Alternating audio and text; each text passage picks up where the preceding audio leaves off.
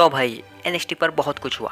LA night referee बन गए, Cody Rhodes general manager बन गए और द अमेरिकन बैडएस अंडरटेकर का रिटर्न हुआ और भी बहुत कुछ हुआ। तो चलो सब कुछ बारे में डिटेल में बात करते हैं। तो NXT की शुरुआत करते हैं अमेरिकन नाइट कोडी रोड्स, जो कि ऑफ कोर्स नॉट अपनी मेजर अनाउंसमेंट्स के लिए आए थे, उन्होंने काफ़ी सारी अनाउंसमेंट्स की, जैसे कि उन्होंने वुमेंस ब्रेकआउट कप टूर्नामेंट के बारे में बात की और उन्होंने बताया कि वो NXT Dusty Rhodes tag team classic tournament वापस आ रहा है। और उससे भी बड़ी अनाउंसमेंट उन्होंने की कि वो आज रात के होंगे जनरल मैनेजर।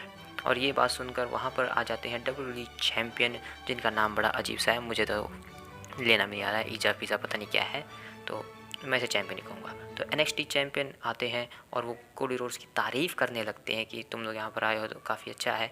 और ये सब मीठी मीठी बातें सुनकर जजमेंट डे को हज़म नहीं होता, तो जजमेंट डे वहाँ पर आ जाती है। डोमिनिक मिस्टीरियो यानी कि डर्टी टॉम और रिया रिप्ली वहाँ पर आ जाते हैं उन्हें इंटरप्ट करने के लिए और कहते हैं कितनी बकवास चीज़ें यहाँ पर चल रही हैं, कोडी रोड्स और ये WWE चैम्पियन क्या हो तुम लोग, कुछ नहीं हो। ये बात सुनकर कोडी रोड्स कहते हैं कि तुम्हें अपनी चैंपियनशिप डिफेंड तो करनी है नहीं डॉम, तो फिर यहाँ पर आई क्यों हो। तो तभी वो WWE नेक्स्ट चैम्पियन बोलता है कि मैं अपनी चैंपियनशिप डिफेंड करने को तैयार हूँ। तो कोडी रोड्स बोलते हैं कि ठीक है, अगर तुम तैयार हो तो हम सब तैयार हैं। और कोडी रोड्स एक मैच को ऑफिशियल कर देते हैं, dirty Dom versus WWE next champion पिज़्ज़ा वीज़ा जो भी है। और वो कहते हैं कि ये मैच मैं जानता हूँ तुम लोग सही तरीके से होने नहीं दोगे, तो इसीलिए एक स्पेशल गेस्ट रेफरी हमें चाहिए। और इस मैच के स्पेशल गेस्ट रेफरी होंगे LA नाइट। डन शो पर अगली चीज़ होती है आस्का का मैच। आस्का अपनी एंट्रेंस करती हैं, उनका मैच होता है रॉक्सन ब्रीज से, जो कि ठीक ठाक ही मैच था भाई, इतना कुछ खास नहीं था। लास्ट में आस्का जो है अपना फिनिशर लगाकर यहाँ पर विन कर लेती हैं, लेकिन मैच के बीच में शॉर्ट्सी जो है वो कमेंट्री टेबल पर बैठी। तो उसके बाद स्क्रीन पर हमें दिखाया जाता है कि अपनी फ्यूरियस कार में जॉन सीना आ चुके हैं बिल्डिंग के अंदर। और देन शो के ऊपर अगला मैच होता है टाइलर बेट और ब्रॉलिंग बूट्स वर्सेस गैलोस के बीच एक पब रूल्स मैच, जो कि एक भयंकर मैच था भाई। काफ़ी बढ़िया मज़ा आया इस मैच को देखने में, काफ़ी चीज़ें टूटी फूटी और सब कुछ काफ़ी मज़ा आया। लास्ट में टाइलर बीट और ब्रॉलिंग ब्रूट्स ने ट्रिपल टाइगर बॉम्ब दिया और टेबल के आर पर और इस मैच में विक्ट्री हासिल कर ली। देन मैच के बाद जॉन सीना आते हैं अरीना के अंदर NXT यूनिवर्स के पास और एक प्रोमो कट करते हैं, जिसमें वो NXT की तारीफ़ करते हैं, NXT के सुपरस्टार्स की तारीफ़ करते हैं और काफ़ी अच्छा फील करते हैं यहाँ पर आने के बाद। लेकिन उन्हें इंटरप्ट करते हैं ब्रॉन ब्रेकर और वो आकर कहते हैं कि देखो जॉन, तुम यहाँ पर आए हो, लेकिन तुम यहाँ पर आए ही क्यों हो? ये सब तुम्हें देखने के लिए नहीं आए हैं, ये सब मुझे देखने के लिए आए हैं यहाँ पर, क्योंकि मैं हूँ सबसे खूंखार। और जॉन सीना कहते हैं कि देखो तुम काफ़ी अच्छे सुपरस्टार हो, तुम काफ़ी टैलेंटेड हो, भविष्य में तुम काफ़ी बेहतरीन करने वाले हो। मैं कामना करता हूँ कि आज तुम अपने मैच में जीत जाओगे, इसलिए वो हैंडशेक करते हैं। लेकिन ब्रॉन ब्रेकर उल्टी खोपड़ी के वो जॉन सीना के ऊपर अटैक कर देते हैं और जॉन सीना एक ही पोजीशन में उठाते हैं, लेकिन ब्रॉन ब्रेकर वहाँ से ही भाग जाते हैं और कहते हैं मेरे पास दिमाग है। और जॉन सीना कहते हैं यू कैन सी मी। उसके बाद एक बैक स्टेज प्रोमो होता है बैरन कॉर्बिन का और बैरन कॉर्बिन अपनी बकवास कर ही रहे होते हैं कि तभी एक घंटी बजती है, ट्रिंग ट्रिंग, और अरीना के अंदर आ जाते हैं LA नाइट। और ऑफ कोर्स नॉट, मैच का टाइम हो चुका है, इसलिए LA नाइट आ चुके हैं रेफरी बनकर। तो मैच स्टार्ट होता है पिज़्ज़ा वर्सेस डर्टी डॉम के बीच for the WWE NXT championship के लिए। और मैच काफ़ी बढ़िया था और बीच में LA नाइट के जो काफ़ी चीज़ें कर रहे थे रेफरी बनकर, और ये रेफरी काफ़ी बार मैच में इंटरप्ट करने की कोशिश करते थे, लेकिन LA नाइट बार बार उन्हें रोक लेते थे। अंत में जो है 619 लगाते हैं डर्टी डॉम, लेकिन वो जीत नहीं पाते हैं और वो हार ही रहे होते हैं कि वहाँ पर JD मैकडोना आ जाते हैं और JD मैकडोना अपना फिनिशर लगाते हैं LA नाइट और फिन बेलर को भी वहाँ से भगा देते हैं।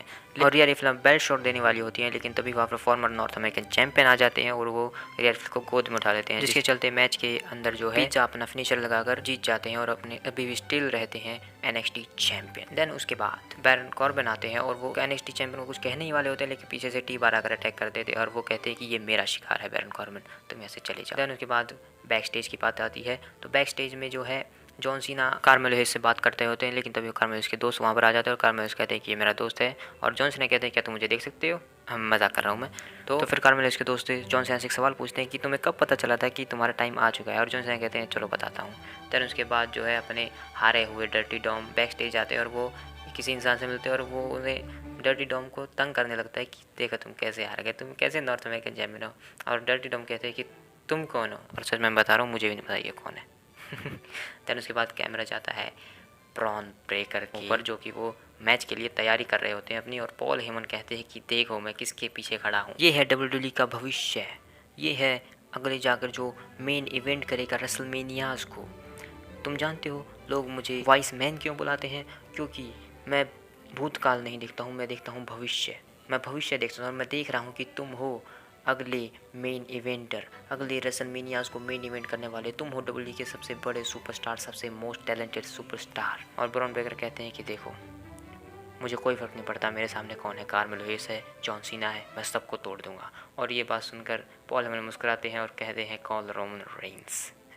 देन उसके बाद मैच स्टार्ट होता है। कार्मेलो हेयस और जॉन सीना रिंग के अंदर आ जाते हैं।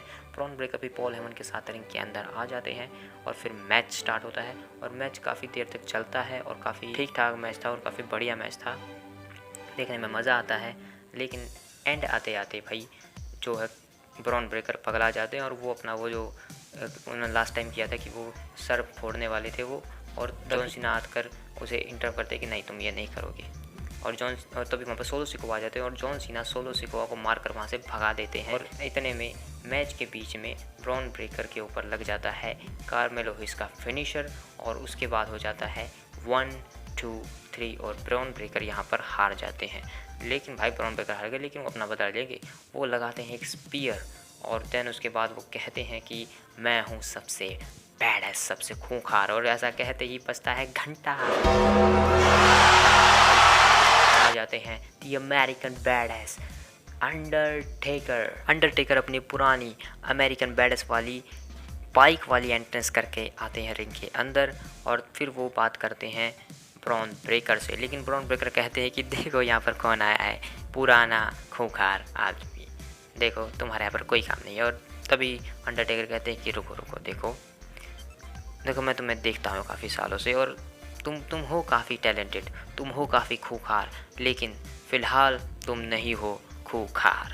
और ऐसे कहते ही अंडरटेकर परस पड़ते हैं ब्रॉन ब्रेकर के ऊपर। ब्रॉन ब्रेकर के ऊपर मुक्का लगाते हैं, देन उसके बाद एक चॉक स्लैम लगाते हैं और उसके बाद कहते हैं कि देखो पुराना हो या फिर कुछ भी, सबसे खूंखार तो यहाँ पर सिर्फ एक ही है, द अमेरिकन बैडएस अंडरटेकर।